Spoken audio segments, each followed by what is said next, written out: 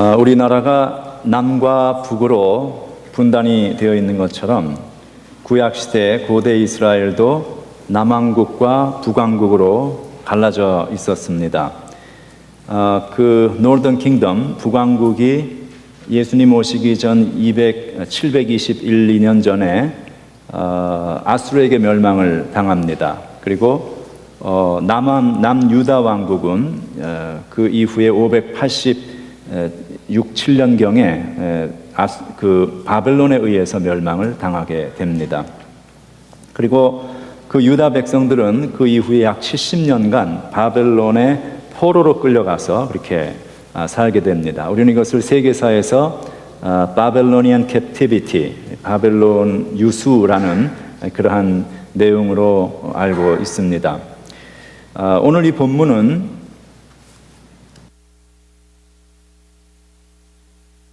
유다 왕국이 멸망하고 백성들이 바벨론에 사로잡혀 가서 살고 있었던 그 상황이 역사적 배경이 되고 있습니다. 그들이 처했던 그 당시 현 주소는 자신들이 결코 원하지 않았던 상황입니다. 성전은 다 무너졌고 나라는 없어졌고 자신들은 자신들의 의지가 아닌 타인의, 이방인의 강압적인 의지에 의해서 포로가 되어서 물설고 낯설은, 한 번도 살아본 적이 없고 언어도 통하지 않는 그러한 곳으로 끌려가서 그 바벨론 강변에서 그들이 슬피 울며 향수병에 걸려있는, 고향을 그리워하는 그러한 고통스러운 상황이었습니다. 그때 그 바벨론 강변에서 우리가 버드나무에 수금을 걸고 슬피 울었도다, 이런 노래가 시편에 나오죠. 그 시편 그 내용을 가지고 우리 70년대 유행했던 보니 M이라는 노래하는 그룹이 있습니다. 그 사람들이 By the Rivers of Babylon이라는 그런 그 노래를 이렇게 해서 7, 80년대 유행했었는데 모르는 척하고 계시는다만 한번 불러볼까요, 같이? 그게 이제 이 성경의 그 당시의 상황을 배경으로 해서 만들어진 그런 것입니다. 그러니까 그들은 그곳에서 내가 언제나 나의 고향으로 돌아갈까? 어쩌다 우리 형편이 이렇게 되어서 내가 원치 아니하는 이곳에 지금 내가 끌려와 이렇게 억압을 당하고 있는가라는 그 고통 속에 그들은 살고 있었습니다. 그러니 그 상황은 그곳에 안주해서 머물러 있을 것이 아니라 기회만 보면 빨리 그것은 뒤로 하고 빠져나와야 하는 그러한 상황이었습니다. 그들의 멘탈리티에 있어서. 그런데 그런 상황 속에서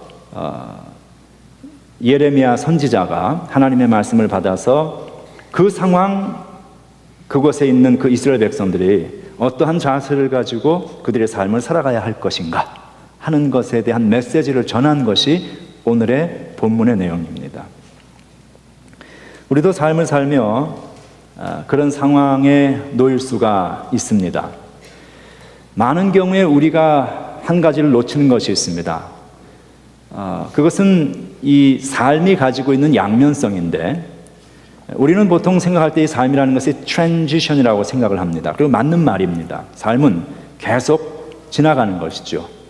오늘이라는 날은 내일과 어제와 내일을 연결하는 트랜지션입니다. 지나갑니다. 2016년이라는 이 한 해는 2015년과 2017년을 연결하는 트랜지션입니다. 또 지나갑니다. 그렇게 생각하면 우리가 출생으로부터 사망까지 우리의 삶 전체, 라이프 스판 전체는 다 트랜지션입니다. 지나가는 것이죠. 그런데 그 지나가는 우리 트랜지션의 삶이 어떤 단기적인 트랜지션이 있을 수 있고 장기적인 롱텀 트랜지션이 있을 수 있는데 나에게 주어지는 그 상황 속에 내가 어떠한 자세로 삶을 살아가느냐 하는 것이 하나하나의 트랜지션으로 계속 이어지는 그 나의 홀 라이프 전체를 결정하는 관건이 된다는 것입니다. 우리 모두가 그런 상황에 살고 있죠. 우리 이민자로서의 삶을 삽니다. 이민자로서 내 나라가 아닌 곳에 와서 지금 이곳에 거주해서 살고, 또 유학생들이 교회에 많은데, 유학생들은 이곳에 1년이 되었든 2, 3, 4년, 10년이 되었든 내가 공부하고 떠날 것이다, 그런 생각. 거기에는 항상 이 트랜지션이라는 그런 의식이 우리 속에 들어있죠. 그럼 우리가 이 삶을 트랜지션으로 받아들였을 때는 지금 내가 처해 있는 그 트랜지션이라는 그 전환의 시간이라는 그 시간 속에 우리가 그렇게 성실하지 않을 수가 있습니다. 왜냐하면 이건 지나가는 거니까. 이건 지나가는 것이고 그 다음에 진짜가 오는 것이다. 우리는 그렇게 생각하면서 삽니다. 과연 그런가, 인생이? 오늘 본문은 우리에게 주어져 있는 이 상황, 우리 각자의 주어진 처해 있는 상황이 다 다른데, 이 상황 속에서 우리가 어떠한 자세를 가지고 우리의 삶을 대해야 할 것인가 하는 문제에 대한 다이얼로그를 시도하고 있습니다. 우리가 이 말씀을 보면서 우리 자신의 모습을 비춰보는 것이죠. 그리고 질문하는 것이죠. How do I live my life right now, right here? 그리고 그 속에서 성경 말씀과 우리가 다이얼로그를 하면서 하나님께서 우리에게 주시는 메시지를 우리가 함께 들어볼 수 있기를 소망합니다. 자, 우리가 이 오늘을 살아가는 삶의 정황 속에서 그 삶을 향한 우리의 자세, 첫 번째는 무엇인가? 하나님께서 이렇게 말씀하시죠. 내가 처한 상황, 내가 살고 있는 지금 이곳에서 삶의 열매를 맺으라고 말씀하십니다. 오늘 본문 5절은 이렇게 말씀하죠. 너희는 집을 짓고 거기에 살며 텃밭을 만들고 그 열매를 먹으라고 말씀하십니다. 자, 이것은 단순한 트랜지션이 아니라는 것을 시사하는 말씀입니다. 집을 짓는다. 바로 떠날 사람은 집을 짓지 않습니다. 집 짓는다는 이야기는 이곳에 내가 상당 기간 거주할 것이라는 것을 암시하는 것이죠. 텃밭을 만든다. 여러분, 밭을 가꾸고 기경하고 농사를 짓는 그 일은 하루아침 오버나잇에 되는 일이 아닙니다. 이것은 롱텀 플랜을 이야기하는 것이죠. 열매가 나는 것, 한참을 기다려야 하는 것. 그러니까 여기 지금 모든 시간적인 팩터가 이것이 짧은 단기간의 트랜지션이 아니라 지금 내가 처해 있는 이 삶의 정황이 짧은 트랜지션이든 롱텀 트랜지션이든 no matter what, 지금 내가 처해 있는 이 상황 속에서 이러한 삶의 자세를 가지고 살아라 하는 것을 성경은 말씀을 하고 있습니다. 바벨론이라는 것은 이스라엘 백성에게 있어서 물설고 낯설은 곳이었습니다. 언어가 달랐습니다. 포로로 잡혀왔으니 모든 것들이 제한적이었고 차별적이었고 자신들이 할 수 없는 강압적인 상태에 그들이 놓여 있었습니다. 자유가 없었습니다. 모든 활동과 차별에는 제약을 받았습니다. 그들이 원치 아니하던 상황, 앞날이 보이지 아니하는 그런 상황이었습니다. 그러니 그들에게 있어서 빨리 이 생활을 청산하고 내 나라로 돌아가야지라는 그러한 바람은 지극히 당연한 생각이었습니다.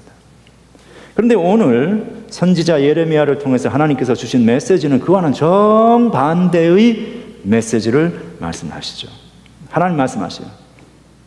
Right now, where you are, 지금 내가 살고 있는 그곳에서 집을 짓고 텃밭을 만들고 그 열매를 먹어라, 이렇게 말씀하십니다. 여러분, 이것은 무엇을 의미하는 이야기인가요? 하나님은 지금 우리가 살고 있는 바로 이곳, 이 장소, 이 내가 처해 있는 현재의 이 상황에 충실한 삶이 되라는 것을 말씀하고 계십니다. 그리고 지금 충실한 이 삶을 통하여서 열매를 거두는 인생이 되라고 말씀하시죠. 비록 내가 지금 처해 있는 환경이 나의 생각대로 되어지지 아니하는 억압적이고 차별적인 환경일 수도 있고 어려움이 있을 수 있습니다. 그렇지만 지금 내가 살고 있는 이곳에서 충실한 삶이 되어야 한다 하는 것을 하나님은 말씀합니다. 우리가 신앙의 삶에서 피해야 할 두 가지의 양극단이 있습니다. 하나는 유물론적인 신앙관입니다. 그래서 신앙은 있는데, 교회는 다 나오는데 세상에 너무 좋은 사람들이 있어요. 물론 하나님이 만드신 모든 세상 우리가 보고 기뻐하고 즐거워해야죠. 근데 그게 아니라 그냥 세상이 너무 좋은 거예요. 모른 척 하시지만 이해하시는 분들이 많으리라고 생각을 합니다. 세상이 너무 좋아.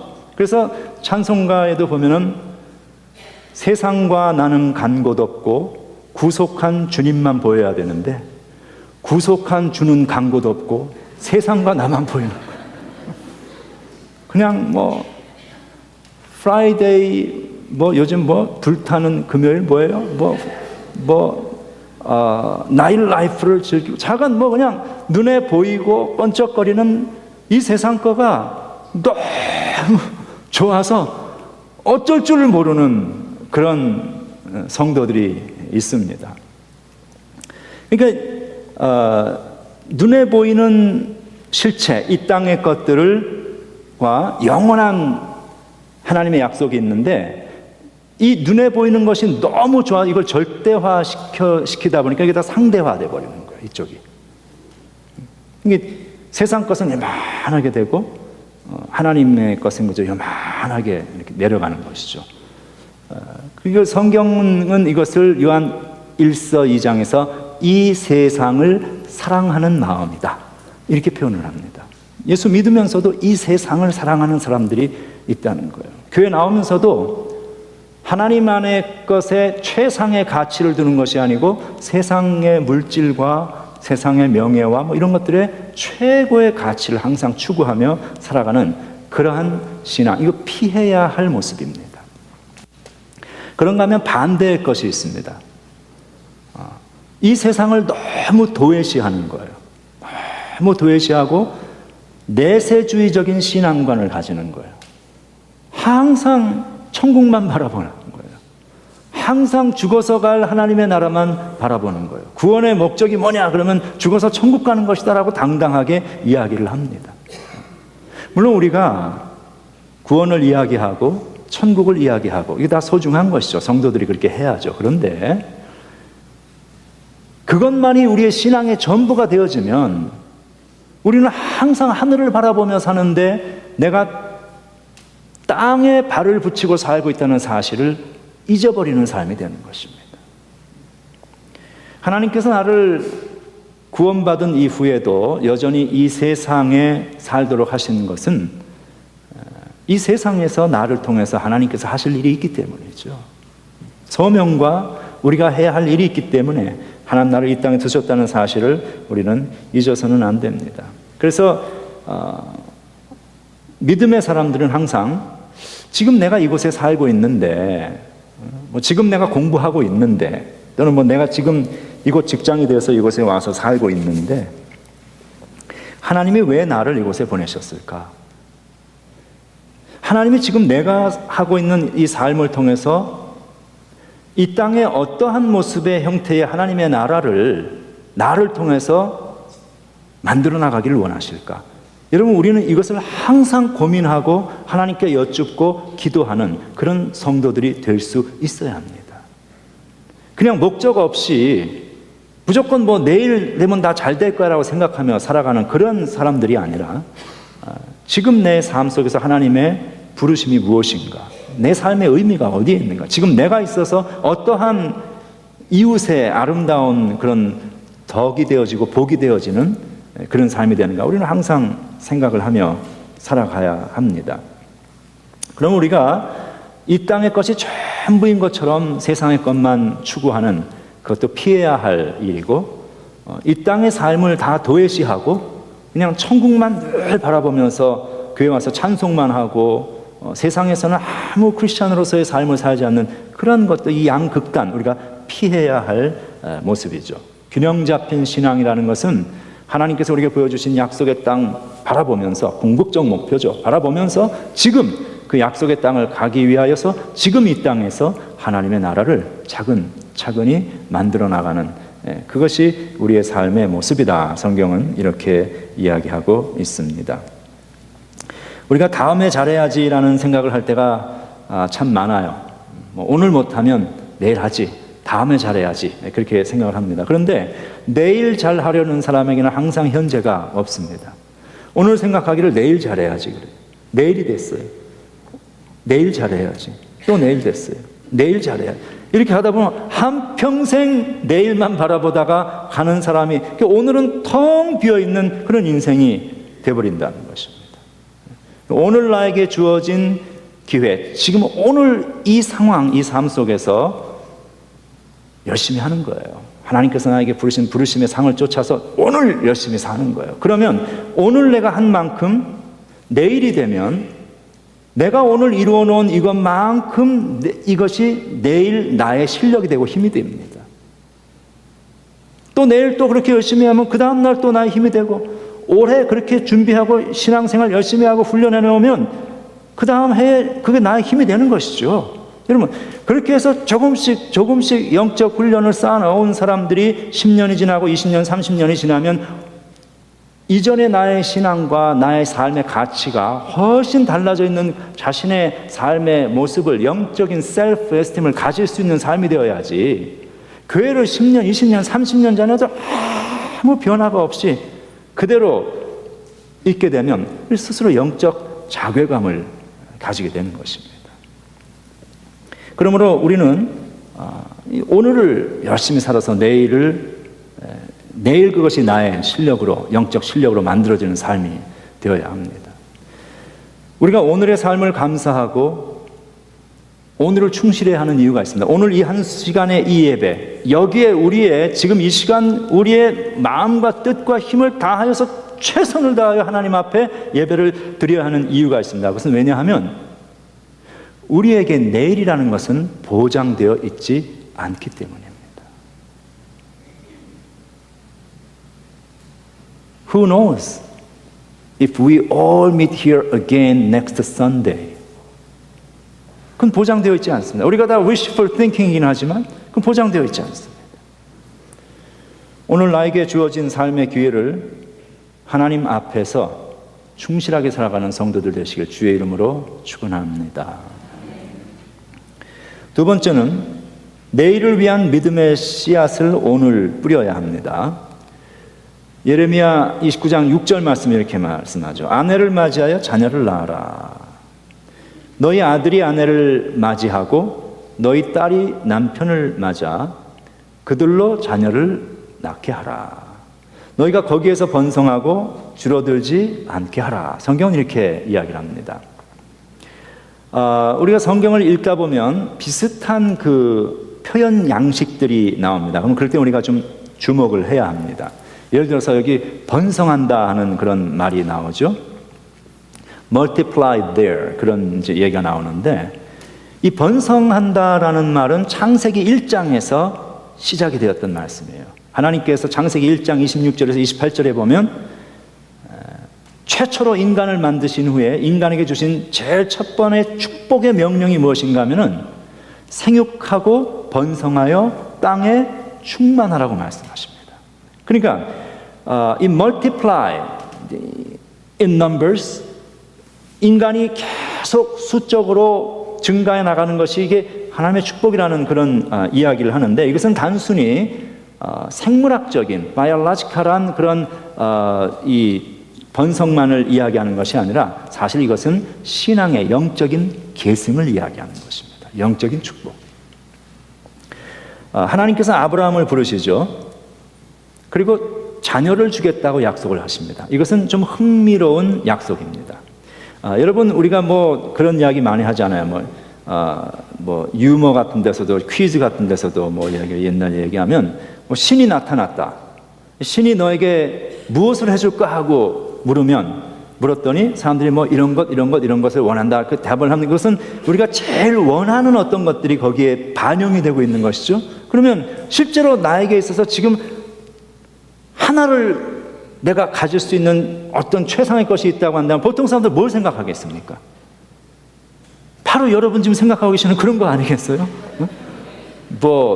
내가 왕이 된다든지 말이죠.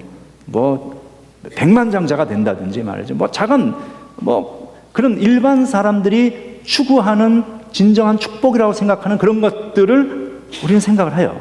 그런데 하나님이 나타나셔서 아브라함에게 내가 너에게 이것을 주겠다고 말씀하셨을 때는 아브라함을 왕으로 만들겠다든지 무슨 거부로 만들겠다 이런 얘기가 전혀 아니고 내가 너한테 자녀를 주겠다 이런 얘기를 하시는 거예요. 이건 굉장히 흥미로운 이야기예요.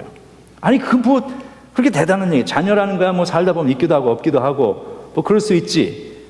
아니 하나님께서 나타나셔서 선민을 부르셔서 하나님의 위대한 인류의 역사를 시작하는데 겨우 하시는 이야기가 이렇게 자녀를 주겠다. 근데 하나님께서 그런 얘기를 하셔요. 하늘의 뭇별을 세어봐라. 셀 수 있냐? 셀 수 없다는 것이죠. 그만큼 많이 주겠다. 내 자녀를. 바다에 데리고 나가셔서 저 바다의 모래를 보아라. 셀 수 있냐? 셀 수 없는 것이죠. 그만큼 많이 주겠다. 이게 무슨 의미인가? 왜 하나님은 아브라함 한 사람 잘 믿고 하나님 일을 하면 되는 것이지 굳이 아브라함에게 주셨던 가장 중요한 약속 가운데 하나 자녀에 대한 약속을 하실까? 그것은 바로 그것이 신앙이 가지고 있는 가장 중요한 측면이기 때문입니다. 우리 신앙의 의미 무엇이냐? 신앙은 계승되는 것입니다. From one generation to next generation. 계속해서 신앙은 계승되어 나가는 것입니다. 나의 당대에서 그치는 것이 아니라 내가 믿은 믿음 때문에 나의 신앙에 나의 자녀들이 잘 되는 거예요. 내가 오늘 뿌려놓은 이 신앙의 씨앗 때문에 나의 자녀들과 자손 후손들이 그 열매를 거두게 되는 거예요. 그리고 오고 오는 세대 속에서 그 믿음의 사람들이 지속적으로 일어나고 그들을 통하여서 하나님의 나라가 점점 확장되어 나가는 것. 이게 신앙의 측면이다 하는 것이죠. 그래서 교회사에는 훌륭한 그 리더들을 보면 대개가 이렇게 몇 대를 거쳐서 신앙의 그 가문 이렇게 끌어내려온 가문들이 있습니다. 그들을 통해서 훌륭한 신학자가 나타나기도 하고 훌륭한 목사들이 나타나기도 하고 훌륭한 장로가 나오기도 하고 교회사에 또 인류 공동체에 유익이 되는 많은 신앙인 크리스찬들이 그런 훌륭한 신앙의 가문들을 통해서 나오는 경우를 많이 보게 됩니다. 우리 한국 교회사를 통해서도 보면은 우리 교회 성도님들도 그런 분들이 많이 계셔요. 몇 대째 신앙의 가문을 가지고 이렇게 보면은 그분들이 행동하시는 게 달라요. 그냥 신앙이 신앙을 사람들에게 보이기 위해서 사는 게 아니라 그냥 그들의 삶의 일부가 아주 자연스럽게 하나님 믿는 삶이 되어져 있는 그 모습들은 보면 참 아름답죠. 그런 것이. 이제 그런 분들 보면 몇 대째 신앙의 가정을 가지고 있는 거예요. 부모님들이나 조부모님들이 교회를 위해 하나님에서 헌신한 사람들 또는 순교자 집안도 있고 이런 모습들이 있습니다. 그런 가정에서 아주 훌륭한 신앙의 후대들이 계속 배출이 되어 나오는 겁니다. 이것은 물론 부모가 훌륭한 신앙을 가졌으면 그 자녀도 무조건 훌륭한 신앙을 갖는다는 것은 아니에요. 그런 흑백 논리를 말하는 것은 아니지만 분명한 사실은 신앙의 가정에서 태어나고 자라난 자녀들이 하나님의 은혜 가운데서 역시 그 신앙을 계승하고 믿음으로 살아나가는 훌륭한 후대들이 나올 가능성이 있다는 것은 분명한 사실입니다. 유아 세례의 의미도 그런 것이죠. 전혀 하나님이 누구인지도 모르는 그 아이에게 우리가 유아 세례를 주는 것은 믿음의 가정에 임하는 하나님의 은혜가 이 아이에게도 여전히 임하고 있다는 사실, 우리가 고백하는 것이고 그것을 소망하는 것이고 기도하는 거죠. 그래서 우리가 믿음으로 이 자녀를 키우겠습니다 약속하는 것이죠. 그럼 하나님께서 그 하나님의 은혜 가운데서 그 아이를 축복하시는, 이게 유아 세례의 의미입니다. 자, 그럼 이런 말을 들으면 조금 낙심이 되는 분이 계실 수 있어요. 나는 신앙의 가문이 아닌데, 우리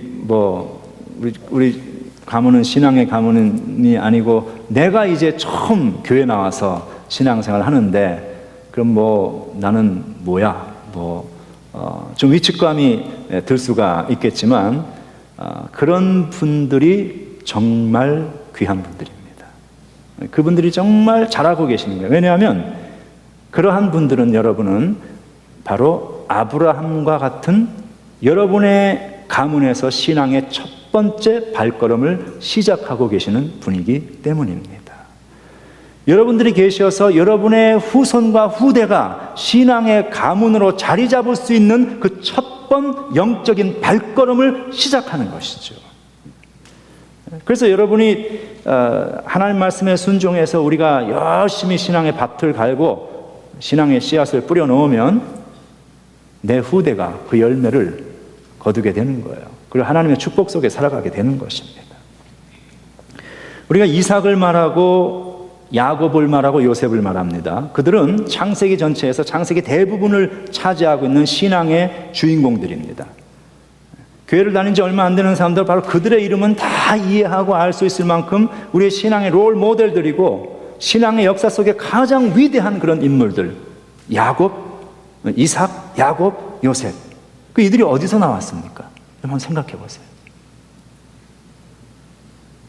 하늘에서 떨어진 것도 아니고 땅에서 솟아난 것이 아니라 바로 아브라함이라는 그 한 사람이 있었기 때문에 그 아브라함을 통해서 이삭이 나왔고 야곱이 나왔고 요셉이 나왔고 이스라엘 12온 지파가 나왔고 그리고 그 계열을 통하여서 믿음이 계승되고 내려와서 오늘날 우리가 믿음의 조상 아브라함의 자손으로 이곳에 살고 있는 것 아닙니까?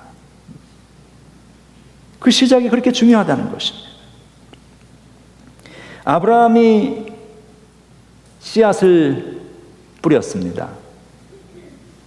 그런데 아브라함은 자기가 살았던 그 당대에 자기가 만들어 놓은 영적인 텃밭, 영적인 씨앗 열심히 뿌렸지만 거두지 못했습니다. 별로 거둔 것도 없습니다, 아브라함은. 그러면 그 믿음의 삶이 헛것인가? 절대 그렇지 않다는 것이죠. 바로 그가 텃밭을 가꾸어 놨고 씨앗을 뿌려 놨기 때문에 그 후대의 자손들이 그것을 먹을 수가 있었어요.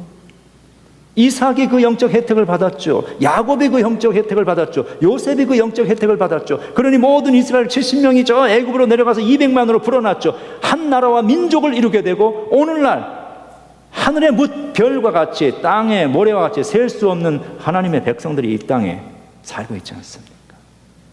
이게 한 사람이 자기 당대에 많은 것 거두지 못했다고 생각되어지지만 열심히 나의 삶의 당대에 뿌렸기 때문에 그 후손들이 혜택을 입고 그 열매를 먹는 것을 우리가 보면서 바로 우리의 삶이 오늘을 살아가는 우리의 삶이 그래야 한다는 것입니다.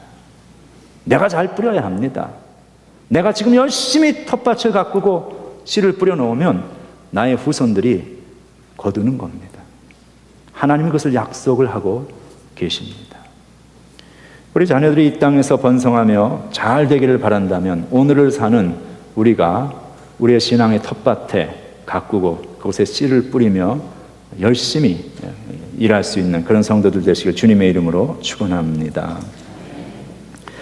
마지막 세 번째로는 내 주변을 위한 평안의 근원이 될 것을 말씀하십니다. 내 주변을 위한 평안의 근원이 되라. 나의 삶이 있어서 내 주변이 아름다워야 한다. 7절 말씀은 이렇게 이야기하죠. 너희는 내가 사로잡혀 가게 한 그 성읍의 평안을 구하라. 자기들이 살고 있는 그 바벨론 그 나라를 위해서, 그 지역사를 위해서 기도하라는 말씀이죠. 그를 위하여 여호와께 기도하라. 이는 왜 그러냐 하면 그 성읍이 평안함으로 너희도 평안할 것이기 때문이다 라고 말씀합니다. 하나님은 우리가 사는 곳에 평화를 만드는 peacemakers, 우리가 peacemaker가 되기를 원하십니다. 우리가 세상을 위한 복의 근원으로 살아갈 수 있는 가장 중요한 방법 중에 하나가 내가 있는 곳에서 내가 속한 공동체에 평화를 만드는 사람이 되는 것입니다. 예수님 산상수훈의 팔복에서 우리가 진정한 성도로 인정될 수 있는 그 모습이 뭐냐? 그것을 말씀하시죠. 화평하게 하는 자는 복이 있나니 그들이 하나님의 아들이라 자녀라 일컬음을 받을 것이다 라고 말씀합니다. 그러니까 예수 믿는다는 것은, 성도다운 삶이 된다는 것은 내가 믿는 나의 신념, 내가 생각하는 나의 강한 신념대로 내가 세게 믿어서 나처럼 믿지 않는 사람들을 향해서 정의의 기관총을 들고 정죄의 탄화를 날리는 그런 모습이 크리스천의 모습이 아니라는 거예요. 성도다운 삶의 모습은 무엇인가 하면 나와 좀 달라도 좀 부족해도 평화를 만드는 거예요. 자꾸 그 안에서 서로가 다투면 그 안에 가서 자꾸 서로를 이해시켜주고, 누구를 욕하는 전화가 이렇게 오면은 드디어 기다리던 전화가 왔다는 듯이 그렇게 하는 것이 아니라 좀 받아주지만 그 사람 마음대로 이렇게 해주지만 이게 지나치게 가지 않도록 자꾸 서로를 이해시키고 평화를 만드는, 이게 하나님의 백성, 하나님의 공동체에 속한 사람들이 해야 할 일이라는 것입니다. 그래서 우리 믿음의 사람들은 원만하고 평화로운 관계를 만들어 나가야 돼요. 우리는 우리 자신을 이런 말씀 앞에서 돌아봐야 됩니다. 나는 평화를 만드는 사람인가? 아니면 나는 분란을 일으키는 사람인가? 만약에 내가 평화를 만드는 일에 있어서 조금 부족함이 있다면, 오늘 예수님 말씀처럼 화평하게 하는 자가 하나님의 자녀라 일컬음 받는다 그랬잖아요. 연습해야죠. 프랙티스 해야 됩니다. 자꾸 오늘 연습하고 내일 연습하고 자꾸 연습하다 보면 몇 달 지나고 몇 년 지나면 평화를 만들어 가고 있는 나 자신의 모습을 우리가 발견하게 되는 것이죠. 하나님, 우리가 사람과 사람 사이에 평화 만드는 그런 사람이 되길 원하시는 것은, 그래야 교회 공동체가, 내가 속해 있는 직장, 하여간 다 편해야, 평화로워야 나도 편하잖아요. 교회 왔는데 맨날 사람들이 서로 얼굴 붉히고 있고, 직장을 갔는데 늘 서로 다투고 있으면 얼마나 마음이 불안합니까? 항상 교회 왔는데 서로 웃고 서로 간에 화평과 평안함이 있고 사랑이 있고 얼마나 행복해요. 우리 한 사람 한 사람이 그 일을 위해서 기도하고 그 일을 위해서 하나님 앞에 헌신할 수 있는 피스 메이커들이 모두 되시길 주님 이름으로 축원합니다. 지금 그 이야기는 조금 더 익스텐드해서 이야기를 한다면, 내가 살고 있는 공동체 안에서, 내가 살고 있는 이 세상 사회에서 good citizen, 좋은 시민이 되어야 한다는 것을 의미하고 있습니다. 쉽게 말하면 다른 사람들에게 칭찬받고 존경받는 그런 성도들이 될 수 있어야 한다는 것이죠. 우리 직장에 가면은 칭찬받고 존경받는 사람, 저 사람 다 존경하고 칭찬했는데 나중에 알고 보니까 저 사람이 우리 KPCM 교회를 다니는 사람이네. 그러면은 그들이 가지고 있는 하나님에 대한, 교회에 대한 인상이 얼마나 좋아질 것이고, 그것이 바로 선교의 지름길이 되어지는, 초석이 되는 것이죠. 우리 KPCM이 이곳에 있으면서, 우리가 이곳에 있기 때문에 이 브루클린 센터 지역사회가 좋아져야 합니다. 우리가 이곳에 있는 것이 이 브루클린 센터 지역사회의 의미 있는 복의 근원이 되어지는 공동체가 되어야지, 우리끼리만 와서 문 잠궈놓고 예배드리고 우리끼리 비빔밥 먹고 국밥 먹고 그리고 우리끼리 할렐루야 하고 집에 돌아가서 이 주변의 사람들하고 전혀 상관없는 삶을 산다면 이게 무슨 크리스천으로서 우리가 교회 공동체로 의미가 있냐는 거예요. 이거 우리 한국 교인들이, 한국 교회가 가장 부족한 부분이고, 이것은 의도적으로 우리가 프랙티스하고 우리의 영적인 지경을 넓혀가야 할 부분입니다. 우리 교회가 최근 들어서 작년에 해가지고 이 주변에 있는 그런 기관들, 특별히 옆에 있는 학교, 브루클린 센터 커뮤니티 스쿨스 이런데 우리가 학용품도 도와주고 먹을 것 땡스기빙 때 갖다 주고 함께 그들과 이렇게 교류하는, 그래서 그들이 우리에 대해서 가지고 있는 인식이 달라지기 시작하고 있는 이런 것들은 얼마나 하나님께서 우리에게 주시는 큰 축복인지 알 수가 없습니다. 내가 있어서 나의 직장, 나의 공동체가 복된 곳이 될 수 있어야 하고요, 우리 교회가 있어서 이 브루클린 센터가 아름다운 곳이 되어갈 수 있어야 합니다. 이게 세상을 위한 복이 되어지는, 하나님의 나라를 만들어 나가는 그런 성도의 모습인 것이죠. 우리는 사회 속에 좋은 영향, 선한 영향력을 항상 끼치는 크리스천이 되어야 합니다. 근데 우리 한국 사람들이 미국 사회에 와서 끼친 영향들이 꽤 있죠. 전에는 영주권이 없어도 군대를 들어갈 수가 있었습니다. 미국 군대 들어가면 뭐 밥 먹여주고 잠재워주고 옷 입혀주고 월급 주고 하니까 이민자로 처음에 와가지고 할 거 없고 말도 안 통하는데 일단 군대 들어가면 생활이 보장이 되니까 들어가요. 근데 그때는 군대 들어가면은 영주권을 바로 줬어요. 그러니까 한국 사람들이 그걸 알고 군대를 열심히 들어갔죠. 영주권 받고 나오고 영주권 받고 나오고. 이게 미국 정부에서 영주권을 주었을 때는 일정 기간 이 나라를 위해서 군복무를 하는 것을 약속을 하고 영주권을 준 거 아니겠어요? 그러면 내가 힘이 들어도 그 영주권 받았으니까 군복무 얼마 동안 하겠다고 약속한 것을 하고 그리고 나오는 게 그게 맞는 것이죠. 근데 우리 한국 사람들은 군대 들어가서 영주권 주면 바로 나오고 영주권 주면 바로 나오고. 처음에는 미국 법이 어수룩해가지고 이민법이 어수룩, 이 사람들이 뭔지 몰랐어요. 미국 사람들이 벙벙하고 주니까 나가고 주니까 나가고 이게 뭔지 모르고 벙벙하고 있다가 이 사람들이 나중에 깨달은 것이죠. 아, 주면은 가는구나. 그래서 법을 바꿨습니다.